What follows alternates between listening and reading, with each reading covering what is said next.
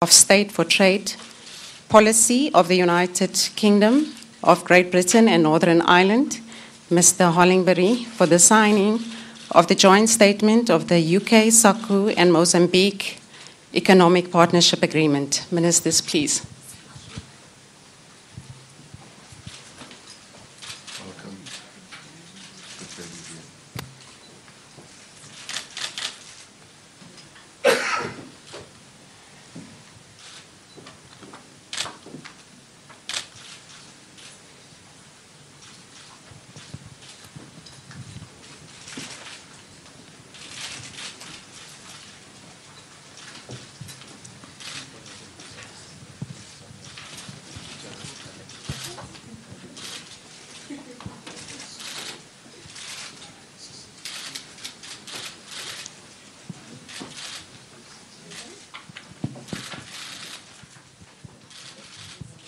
Thank you, Ministers.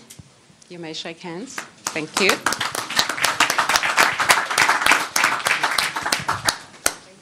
Thank you. Your Excellencies, thank you for witnessing the signing ceremony. I will now hand over to Ms. Ngwane for the press briefing. Thank you very much, Ms. Mason. Your Excellencies, Ministers present, members of the media, let me echo the President's remarks welcoming all of those who are visiting our shores. I will invite the President of the Republic of South Africa, Mr. Cyril Ramaphosa, to deliver his remarks. Thereafter, ask Prime Minister Theresa May to deliver her remarks. We will unfortunately not be able to take questions due to other pressing engagements today. Your Excellency, Mr. President. Well, thank you very much, Ms. Diko, Prime Minister and Ministers from both South Africa and the UK, and High Commissioners and Ambassadors who are here, and all of you members of the media. I have already thanked Prime Minister Theresa May for not only coming to South Africa but bringing us rain, much needed rain. Once again, we thank you for bringing this rain. Let me begin by once more extending a very warm word of welcome to our esteemed guest and friend, Prime Minister Theresa May, as well as her delegation, for having chosen to visit South Africa on their African safari, to visit our country first.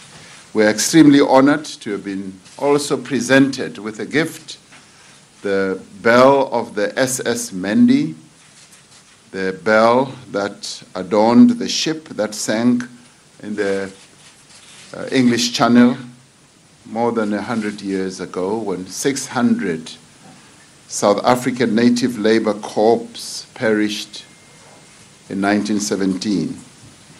Please accept our gratitude as well as our appreciation for this gesture, which in many ways honors the memory of those brave men who died during the sinking of the Mendi.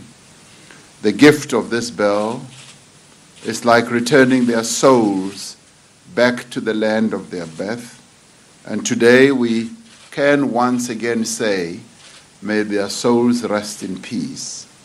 Prime Minister May and I and our various delegations have just concluded discussions that were characterized by a renewed commitment to forge a closer partnership between our two countries. During our talks, we reviewed a range of bilateral as well as continental and global issues. We have noted with great satisfaction the strong relationship between South Africa and the UK in wide-ranging areas of cooperation, including energy, science, technology, education, health, and a number of other areas. In our official talks, we noted the increased economic cooperation and trade relations between our two countries, which we both welcomed, because that represents the enhancement and the deepening of the relations between our two countries. Both our countries have identified key sectors for investment to boost economic growth and, in our case, to continue to create jobs and to reduce poverty in South Africa. We are pleased with the support the UK is willing to give to support our investment drive towards achieving our 100 billion rand objective. $100 billion, $100 billion. How can I make such a mistake? It's $100 billion to foster investments in a number of sectors of our economy. And these sectors include manufacturing, agro-processing, infrastructure development, energy, as well as tourism and technology. We wished Prime Minister Theresa May well, and we wish her the very best as she tries to conclude the negotiations on the United Kingdom's exit from the European Union, and that they should conclude these negotiations in a manner that restores stability to economic and financial markets and secures jobs, not only in the UK but also in our own country, as their exit also has an impact on our economy. We further welcome the regular engagements between our ministers, particularly our trade ministers, and also the dealings between the South African Customs Union and the United Kingdom on future trade agreements, and the signing of this agreement is a clear demonstration of our intent to continue with our partnership. We are encouraged on the signing of this agreement. We also held discussions on various peace and security challenges on the African continent. We have reaffirmed our commitment to continue working together in pursuit of peace, stability, and development on our continent. We have saluted the strides that are being made by the African Union member states to advance towards continental integration. On the international front, we have affirmed our common view on the need to promote multilateralism and effect North-South cooperation. And we also look forward to working together with the United Kingdom as we become members of the United Nations Security Councils as non-permanent members.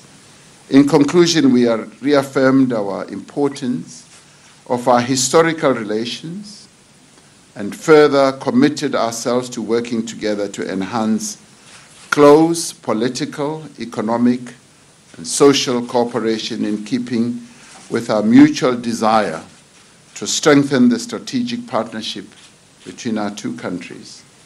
Prime Minister, let me once again thank you and your delegation for gracing our shores with your visit, and wish you the very best as you negotiate your way out of Brexit. Thank you very much. Thank you very much, Your Excellency. Your Excellency, Prime Minister, if I may invite you. Thank you. Thank you very much. Thank you, Mr. President, for your welcome, and thank you for hosting me and my delegation today. It's a great pleasure to have the opportunity to meet with you again following your very good visit to London in April.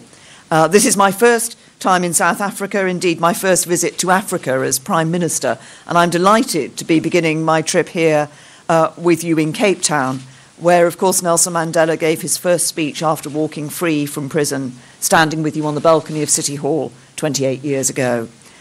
I was honoured today to hand over to you and to the people of South Africa the ship's bell from the SS Mendi, and to commemorate the troops who lost their lives when the ship sank in the English Channel over a century ago.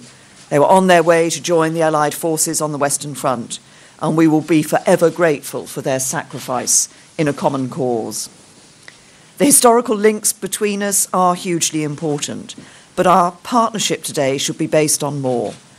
The UK and South Africa enjoy a broad and forward-looking relationship, and we've committed today to reinvigorating it for the future. We want to build on the strong foundation of our economic relationship to ensure the prosperity and security of our people. The UK is one of South Africa's largest trading partners, with our trade worth over £9 billion last year. And we've agreed that as the UK prepares to leave the EU, we must think about how to grow that trade in the future. So today, as we've just witnessed, we've signed the joint statement with South Africa, Mozambique, Botswana, Namibia, Lesotho and Eswatini to ensure the provisions of the region's current trade deal with the EU continue after this agreement no longer applies to the United Kingdom. This important step will provide the strong foundations on which we can build a closer trade and investment partnership in the future that brings even greater benefits for both sides. The UK has long been the biggest investor in South Africa and is the second biggest investor across Africa. And as I said in my speech today, my ambition is for the UK to be the #1 G7 investor in Africa by 2022. As we discussed in London, the UK fully supports your drive, Mr. President, to attract more investment to South Africa so as to create jobs and economic growth. And I want to see British companies play a central role in helping you achieve your ambitions, helping create and sustain high-quality jobs for the people of both our countries. I'm sure this is something we'll discuss further at the investment roundtable this afternoon with some of the British firms who are travelling with me this week. And the UK's plans for jobs and growth is set out in our modern industrial strategy. That strategy has science, research and innovation at its heart, and these things are also a central part of our bilateral partnership.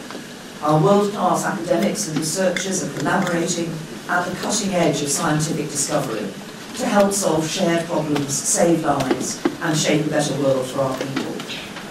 We're partnering with you to train the next generation of South African scientists, and we'll make more scholarships available for the brightest and best African students at world-class British universities, to support the continent's talented future leaders and decision-makers as they develop their skills and careers. And I look forward to further discussing international issues with Mr. President over lunch, in particular, as we reference how we can work together to uphold the rules-based international order as South Africa prepares to join the UN Security Council next year. So thank you, Mr. President, for the welcome you've given to me. Thank you for the productive discussions that we've had. We want to be South Africa's partner as we deliver the better lives that our citizens aspire to and deserve. I look forward to continuing to work with you in the years ahead to deepen our friendship and to achieve our shared ambitions.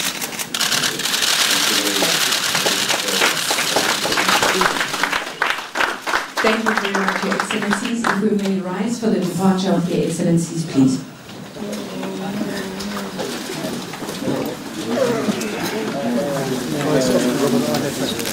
Thank you very much, ladies and gentlemen. We shall meet at the investment roundtable, I think.